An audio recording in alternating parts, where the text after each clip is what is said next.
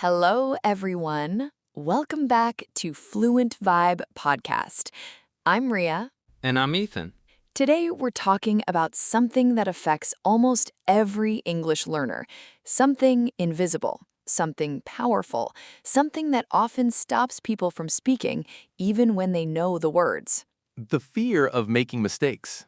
If you've ever stayed silent in a conversation because you weren't sure your English was correct, then this episode is for you, because the real reason you're afraid of making mistakes may not be what you think. Soft intro music fades in and slowly fades out. Ethan, let's start with a simple question. Why are people so afraid of mistakes? Most people think they're afraid of grammar mistakes, or pronunciation mistakes, or vocabulary mistakes. But that's not the real reason. Not usually. The real fear is emotional. Interesting. People aren't afraid of mistakes, they're afraid of what those mistakes might mean.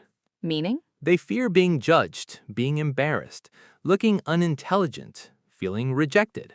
So the mistake isn't the problem.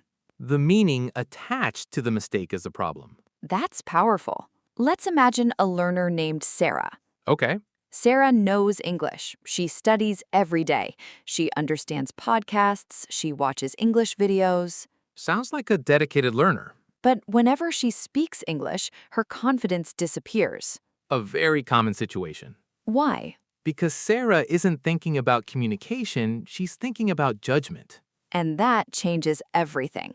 Exactly. Instead of asking, how can I express my idea? She asks, what if I make a mistake? What if they laugh? What if they think I'm bad at English? And suddenly the conversation becomes stressful. Very stressful. Let's talk about childhood, because I think many fears start there. Absolutely. Many people grew up believing mistakes were bad. At school, At school, sometimes at home, sometimes in social situations. mistakes were often connected to criticism. Exactly. So the brain learned an important lesson. What lesson? Mistakes are dangerous. Even though mistakes are actually part of learning. Exactly. The brain becomes confused. It wants growth, but it fears the process required for growth. And that process includes mistakes. Thousands of them. You know what's ironic? What's that? The people who become fluent usually make more mistakes, That's true. not fewer, No, because they speak more, they practice more, they experiment more. which naturally creates mistakes. Exactly. But it also creates learning. So mistakes and progress often grow together. Very often. That's something many learners don't realize. Because they're focused on avoiding mistakes instead of creating improvement. Let's discuss overthinking. One of the biggest enemies of fluency. How does it work? Imagine someone asks you a simple question. Okay, Instead of answering naturally, you begin checking everything.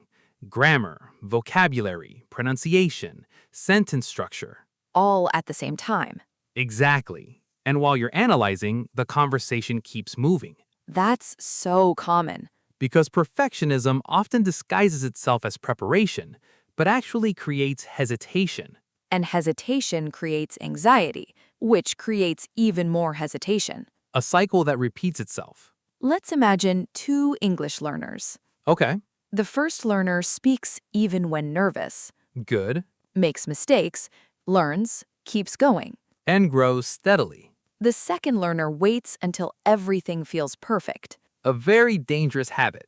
Who becomes fluent faster? Almost always the first learner. Why? Because action teaches the brain. Waiting teaches fear. That's a powerful sentence. One of the most important lessons in language learning.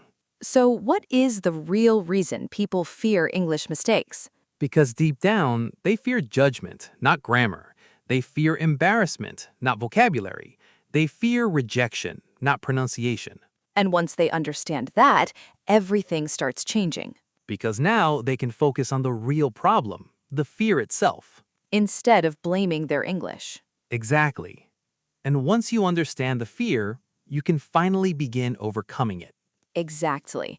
And one of the most important things listeners need to realize is this: your brain is trying to protect you. Protect you. Yes, fear is not your enemy. Fear is your brain attempting to keep you safe. Even when there's no real danger. Exactly. The problem is that the brain sometimes confuses discomfort with danger. That's fascinating. Speaking English feels uncomfortable.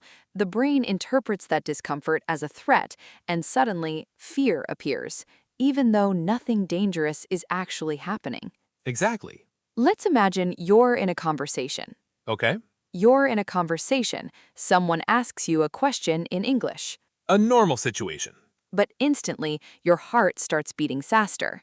Your palms feel sweaty. Your mind goes blank, Your breathing changes. and suddenly you panic. Many learners know this feeling.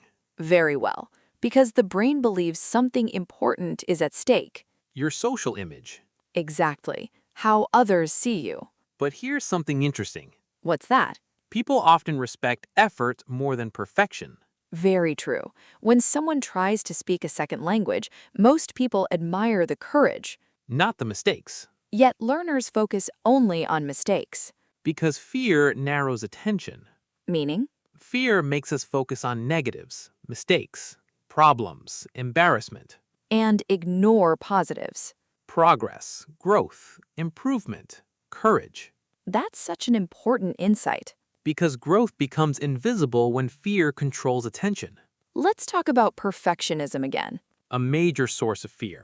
Many learners secretly believe if I make a mistake, people will think I'm not smart. Exactly. But language ability and intelligence are not the same thing. Not at all. Someone can be brilliant and still be learning English. That's true. Learning a language simply means you're learning a skill, not proving your worth. Exactly. Imagine a musician learning a new instrument. Okay. Would we expect perfection on day one? Of course not. What about a person learning to drive? Also no. Then why do we expect perfect English from ourselves? That's the question. Many learners demand perfection from themselves in situations where they would show patience to everyone else. That's so true. They treat themselves more harshly than they would ever treat a friend. If your best friend was learning English and made a mistake, what would you say? Probably something encouraging. You'd say, "It's okay. Keep practicing. You're improving." Don't worry. But when we make mistakes ourselves, We often become our own worst critic. exactly, and that self-criticism damages confidence over time. A lot of time. Let's discuss confidence one more time. Because confidence is often misunderstood. People think confidence means feeling no fear, but that's not true. Then what is confidence? Confidence is trusting yourself despite uncertainty. That's beautiful. Confidence says, I might make mistakes. But I'll be okay. Exactly. Confidence isn't certainty, it's trust. Trust in your ability to learn. Trust in your ability to improve. Trust in your ability to keep going, even when things aren't perfect.